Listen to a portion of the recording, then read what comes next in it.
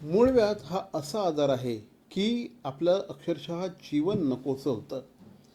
धड बसता येत नाही, धड उठता येत नाही. सकाळी शौचाला गेल्यानंतर अफाट अशा प्रकारच्या वेदना होतात. आणि ह्याच मूळव्याधवर आजपर्यंत 50,000पेक्षा जास्त पेशंट्सवर ज्यांना मूळव्याधीपासून सुटका केलेली आहे असे डॉक्टर विवेक लोलगे आज आपल्याबरोबर आहेत. सर्वप्रथम सर, हार्दिक स्वागत. मला सांगा, मूळव्याध म्हणजे नेमकं काय आहे, हा आजार कशामुळे होतो आणि याची लक्षणं काय असतात?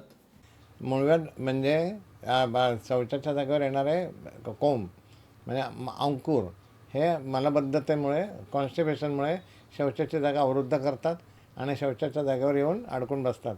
त्यामुळे शौचाची जागा कमी होते, त्यामुळे तिथे क्रॅक जातात, त्याला चिरा म्हणतात, फिशर म्हणतात आणि या फिशरमधून रक्तस्राव होऊ शकतो.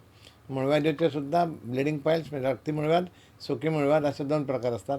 रक्ती मूळव्याध फुगतात, त्यामुळे ते कमी दिसतात, पण सुकी मूळव्याधीमध्ये ते मोठ्या मांसाकर वाढतात आणि शौचाच्या जागेवर येऊन अडकून बसतात.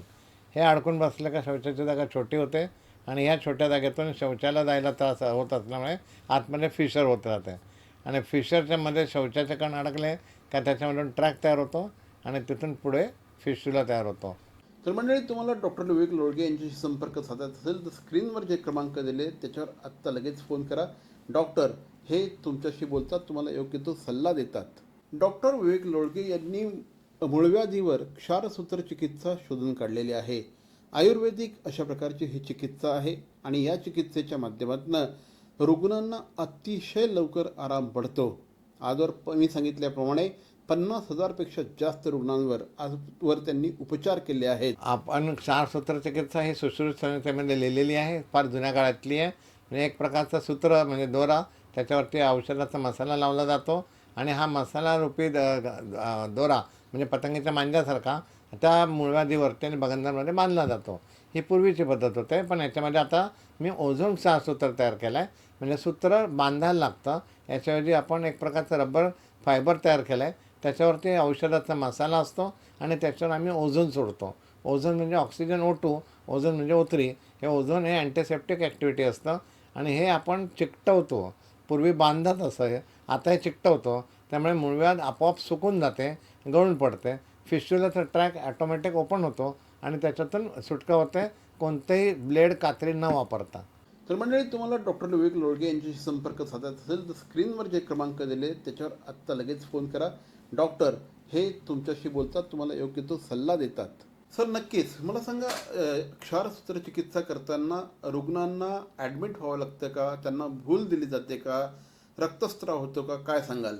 हे आपण हे लोकल ॲनेस्थेसियामध्ये म्हणजे तेवढं स्थानीय बद्धीकरण करून आपण करतो. त्यामुळे पेशंटशी बोलता बोलता हे आपण करतो.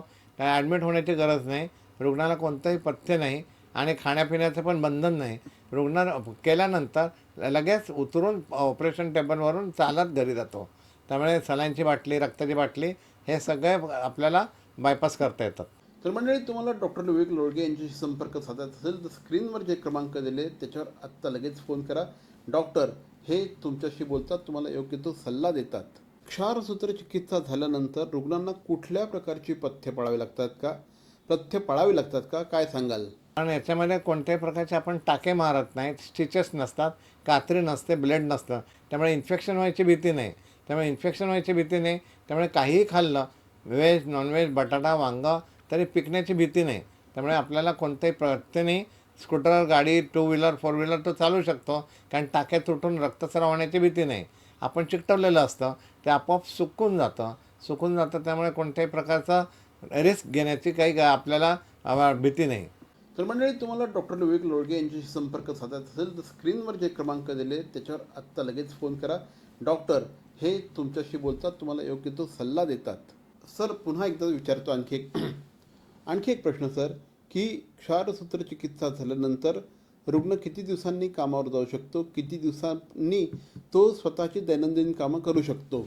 रुग्ण लगेच सेकंड डे कामाला जातो, कारण तिथे काही केलं आपण, जसं कानामध्ये रिंगा घालतो, डोक्याला रबर बांधतो, तशा प्रकारचं हे आपलं ओझोन क्षारसूत्र चिकटवलेलं असतं आणि या चिकटवलेल्या याच्यावरती कोणत्याही प्रकारचं पथ्य नसतं.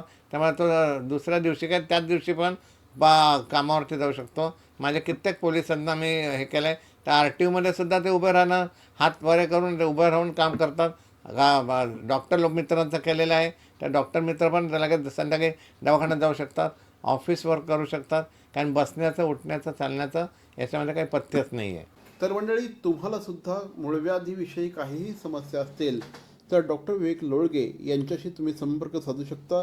स्क्रीनवर नंबर दिलेले आहेत आणि डेफिनेटली आजपर्यंत 50,000पेक्षा जास्त रुग्णांवर त्यांनी उपचार केलेले आहेत. आपण देखील मूळव्याधपासून मुक्ती मिळवू शकतात आणि हो, याचा पुनरुद्भव देखील होत नाही असं डॉक्टर सांगतात. पुन्हा एकदा सांगतोय, स्क्रीनवर जे नंबर दिलेले आहेत त्या नंबरवर तुम्ही कॉन्टॅक्ट करा. ठाणे शहरातील भवानी ज्वेलर्सची प्रति ग्रॅम केवळ 250 रुपयांची घडणावळ सोने, चांदी, हिरे आणि प्लॅटिनमच्या आधुनिक आणि पारंपरिक दागिन्यांचं विश्वासार्ह दालन. Bhavani jewellers, ice factory, Talao Pali, station road, Thane आणि कल्याण लाल चौक येथेही भवानी ज्वेलर्स. भवानी ज्वेलर्स ठाणे, पारंपरिक आणि आधुनिक दागिन्यांचा अप्रतिम संगम. प्रत्येक स्त्रीची पहिली पसंती भवानी ज्वेलर्स ठाणे. नक्की भेट द्या. CP Goenka International School, nurturing talent at young age for scholastics, sports and performing arts in global perspective. Proud to have world toppers and country toppers in 10th standard Cambridge examinations. Ranked the best emerging school by the Times of India for personality over percentage. CP Goenka is the intelligent choice.